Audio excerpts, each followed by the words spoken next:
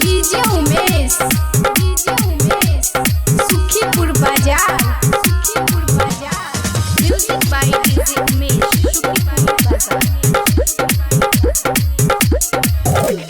जितनी सितम तू ढाई है मुझ पे मैं न रहूंगा, रोएगी खुद पे। जितनी सितम तू ढाई है मुझ पे मैं न रहूंगा, रोएगी खुद पे। जब याद आएगी वो बीती बातें, जब याद आएगी वो बीती बातें, आंखों से आंसू बहाएगी खुद पे। जितनी सितम तू ढाई है मुझ पे मैं न रहूंगा, रोएगी खुद पे। जितनी सितम तू ढाई है मुझ पे मैं न रहूंगा, रोएगी खुद पे।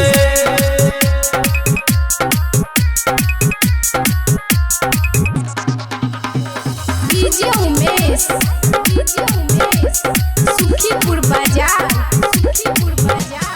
Music by DJ Umesh Sukhipur Bazar. तुमको सताएगी दिल की दुआएं, भूल नहीं पाएगी मेरी वफाएं। तुमको सताएगी दिल की दुआएं, भूल नहीं पाएगी मेरी वफाएं।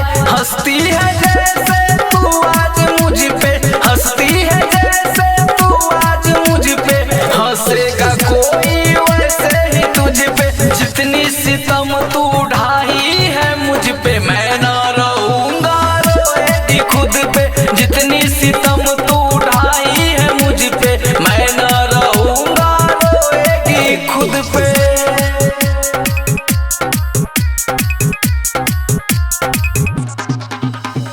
DJ Umesh Sukhipur Bazar music by DJ Umesh Sukhipur Bazar. सोचा न था जो तूने है किया, हाथों में जाम तूने है दिया। सोचा न था जो तूने है किया, हाथों में जाम तूने है दिया।